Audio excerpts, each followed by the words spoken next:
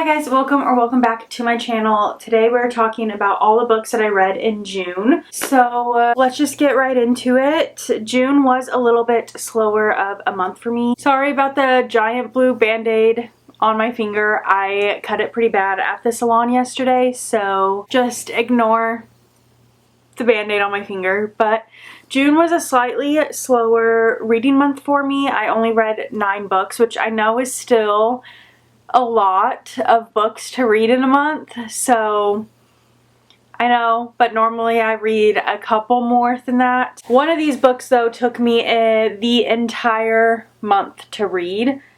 It was just really hard for me to get into that one, so that is why it took me, I didn't read as many, but here's my little stack of the ones that I do have. I have 6 of the 9 books with me, so the other 3 I listened to or read on my Kindle and do not own a physical copy of. Let's just get into it. I did not have any DNFs this month, I don't think. And I read 1 graphic novel, 3 fantasy, 2 fiction, 2 romance, and 1 mystery. Of course, a lot of these books are mixed within all those genres. That's just how I decided to separate it all. Without further ado, let's just get right into it. The first book that I read in June was the 1 graphic novel that I've read, and it was Spy Family Volume 12. If you've been around for a while, you know I've been slowly getting through this series,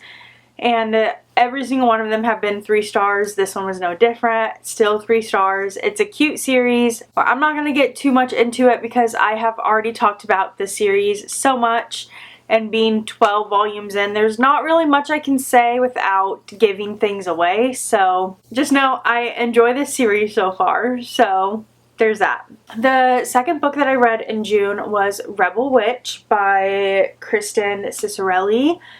I loved this one. I've recently been getting through some series that I've been in the middle of, which I am so thankful for because it means I can start new series without feeling guilty or ashamed for having so many series I'm in the middle of. But this one was just a duology, so I was able to finish it up when I read this one, and I really enjoyed it. I gave it 4 stars, which is right about what I gave Heartless Hunter as well. The first one follows Rune, where she poses by day as a socialite in the Regency time era, and then by night she is the Crimson Moth, which is a witch who goes around rescuing other witches because they live in a place where witches are killed for being a witch. So she goes around and tries to rescue and save all the witches that she can, but she is starting to get closer to being caught by the guard, and so she has to figure out a way to get the information that she needs without being caught. And so she ends up trying to get in with Gideon, who is the head of the guard, so that way she can get intel. But then of course a romance ends up happening, and it's a classic witch hunter falls for witch and witch falls for a witch hunter, and so there's that dynamic going on. And then this one is a continuation of the story, and you kind of get to see how everything all plays out with the little bits of war that are going on, and I really enjoyed it. I loved getting to see more of Rune and Gideon. I think they are so cute together, and then getting to see how the story just wraps up. I feel like it wrapped up perfectly, and it was such a great duology. The next book that I read is Fable. This has been on my TBR for a long time, and I finally got around to reading it, and I did really enjoy it. I gave this one 4 stars as well. It was my first R.F. Kuang book, and I was pleasantly surprised. I really enjoyed it. I definitely want to get to the Poppy War trilogy as well and read her new book, Catabasis, but this one follows a group of students as they go to Oxford University and are part of their language college, and everyone around them calls them babblers because they can speak multiple languages, and they work through like translations and stuff. And there's of course some other stuff going on in the world. It is a fantasy world, so there's magic, and the magic system in this book was really interesting. It takes place with like silver and like silver bars. There's like these silver bars that are used to enchant items. So that's how like their trains move and their clocks work and just like all that kind of stuff. And there is a war going on of people trying to get these silver bars. So you're seeing the workings of the Institute of Translation alongside what is going on with this war that, or not war, but this conflict developing because of the magic system. And it just was really interesting, and I really enjoyed it. Parts of it felt like I was like learning while reading and not just reading for enjoyment like most fantasy books are. There was definitely a learning curve to this because there are sections within the book that have like a little footnote. I listened to it, which I would recommend listening to it if you like audiobooks, because I feel like it was just a little easier to understand and grasp listening to it. But there are little like footnotes on the bottom which talk about translations for some of the words, because you're talking about different languages, or just different important facts that you need to know. And I found like those little sections made it feel like I was almost reading a textbook or at a class learning. So that was really interesting. The next book that I read on my Kindle. It was Till Summer Do Us Part by Megan Quinn. This was my first Megan Quinn book, and I have mixed feelings about it, honestly. I thought the story was really interesting, but it was just a little spicier than I normally read. I am not a big spice person. I skip over it in books. It's just my personal preference. And this one had a lot of parts where I had to skip over because it was a little spicier than what I normally read. So I ended up giving it 3.5 stars because the story was still really interesting and I thought that that part was fun, but it just was not my normal type of book. It follows our two main characters. The female main character, Scotty, she started a new job. She moved back to the city after a breakup that she had, or a divorce that she had. And she starts a new job, and everyone at this job is married, and that seems to be a very prevalent part of this team. And Scotty feels like she's being left out, so she says that she has a husband, even though she does not. She's not wearing a wedding ring because she doesn't actually have a husband, and one of her coworkers calls her out on that she's not wearing a wedding ring. So she ends up saying that they are having some marriage problems and they don't know if they're going to work it out. And so then her boss sets up a marriage counseling session for Scotty and her said husband with the boss's husband, because the boss's husband is like supposed to be a magic maker, worker, and everyone at the office goes to him. She ends up having to find a fake husband to go to this marriage counseling session with. That fake husband turns out to be one of her friend's brother.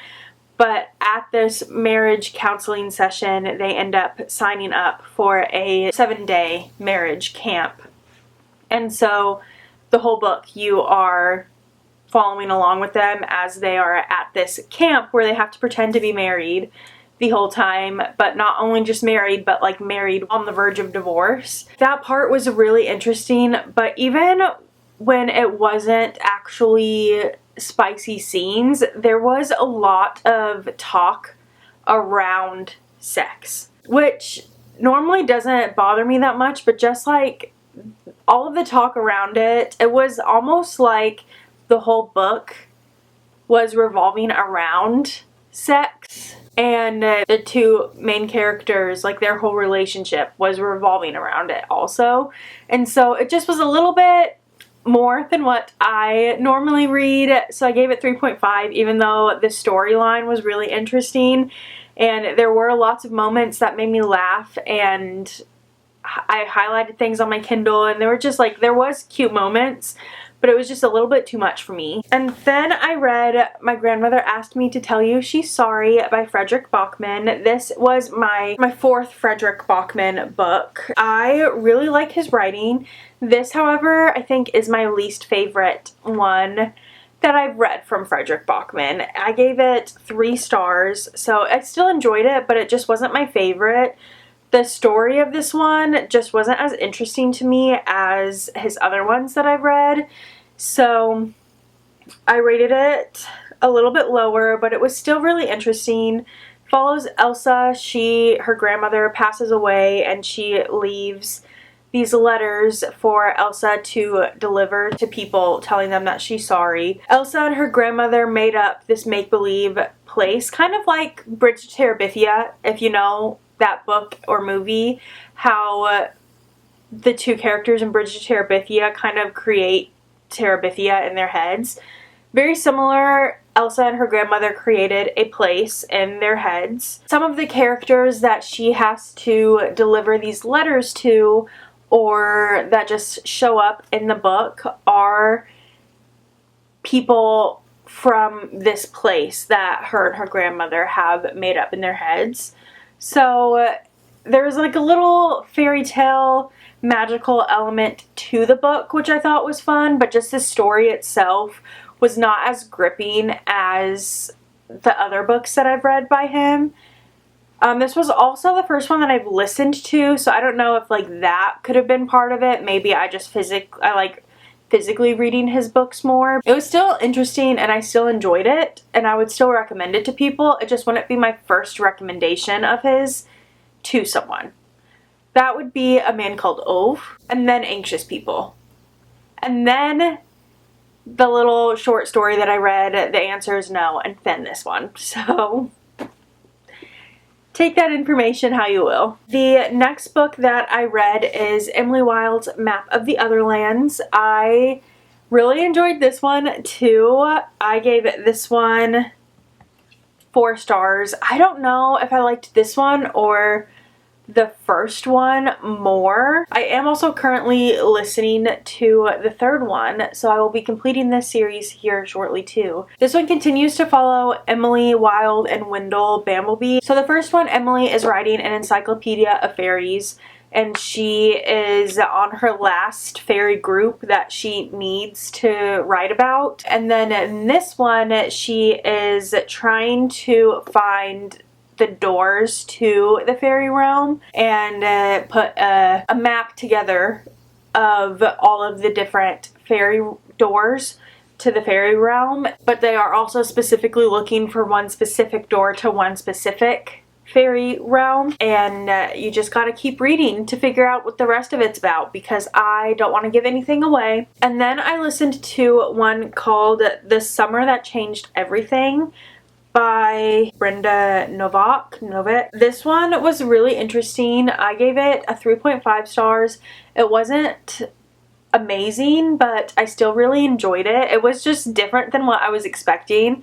I didn't really read the back of it too much, and it's like, I thought it was going to be a summery romance book, you know, The Summer That Changed Everything. Summer, the cover is her laying in the ocean in a swimsuit with like sharks around her. I just thought it was gonna be like a summery romance, but no, it's definitely like a mystery book, which was not what I was expecting, but I enjoyed that about it. You follow the female main character whose dad was convicted of murdering 3 people when she was a teenager. This old married couple and then a teenage girl who was at her school.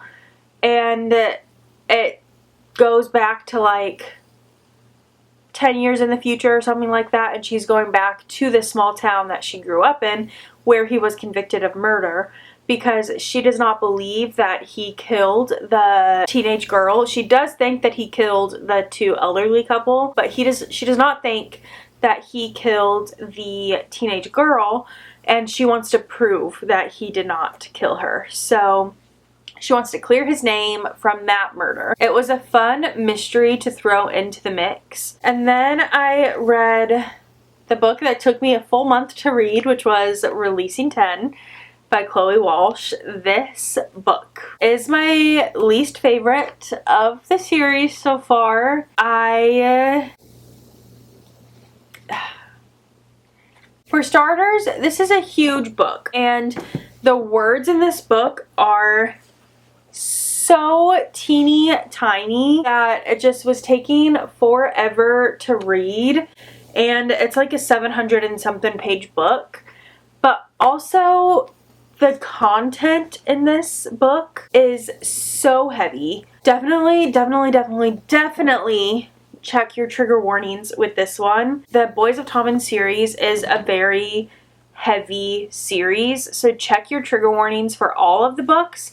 But this one specifically, you know, a normal book that has heavy topics in it is going to be like here, you know. Boys of Tommen is going to be a little bit higher. Releasing 10 within the Boys of Tommen is even higher than that. So, especially the first half of the book was devastating. The things that Lizzie Young has to go through by the time that she is 5, the things that she has to go through by such a young age is heartbreaking. But because of how heavy it was, I felt like I could only read a little bit at a time, especially that first half of the book. Could only read like a couple chapters at a time because it was just so heavy. Towards the end there, the last like 200 pages, 300 pages, I could like binge and read a little bit more of it at a time. Because it started, by the end, it started to feel like the other Boys of Tommen series, like still heavy, but not overly heavy. And I just like did not find myself wanting to pick it up because of how heavy everything was. And also didn't necessarily really like how this whole book takes place before Finding 13 takes place. So I like the last one that came out, Taming 7, it started out in the past when they were like kids, but then by the end of it, it got back to present day where the rest of the stories are taking place. This one, the whole entire book is before the rest of the series is taking place, so it almost felt like redundant and not necessary how far back in the past we went and how long we stayed there. But also, I know it needed to happen specifically with Lizzie's book because the other books in the series kind of make you dislike Lizzie, and you needed to see where she was coming from and why she acts the way that she does. But I would have loved for it to get back to present day for the rest, with the rest of the books. And then the last book that I read was a 5-star book for me, and I finished it within a couple days, but that was Atmosphere by Taylor Jenkins Reid. I love Taylor Jenkins Reid. I have all of my books by her right back here. This one will immediately be going on the shelves back there, but I absolutely loved this book. I thought it was beautifully written. I really enjoyed everything about it. I did talk a little bit about this book in my last video that I posted from my weekend trip with my husband because I read it on that trip. So I don't want to go like too much into detail because it was literally the last video that I talked about it. But I'm going to anyway because it was beautiful and I think everyone should read it. It follows Joan as she gets selected to be a part of this NASA space shuttle program, and she becomes an astronaut, and it's going to a then and now timeline, then being when she's first getting into the shuttle program and kind of goes up until the now timeline. And the now timeline is she is in like the control center doing a job, and there's a shuttle mission happening in space at the current moment, and she is in the control center kind of communicating back and forth with them. But then something major happens on this mission that makes everyone that's up in space on the mission be put into a life or death situation. And Joan is having to walk them through what steps to take to try to get whoever they can back home safely. It is a really high intense, beautiful story. The romance in this one is LGBT. I adored this story, and it's gonna be stuck with me for a long time. I know it will. I did read 2 quotes from it in the last video that I posted, so I'm not going to read them again, but just know this was a 5-star read. You need to read it right now. Pause whatever book you're in the middle of and read that one. Those are all the books that I read in June. I hope you guys enjoyed hearing me yap about books. Let me know if you have read any of these ones and your thoughts on them, or if any of them are on your TBR. I hope you guys enjoyed, and I will see you in the next one.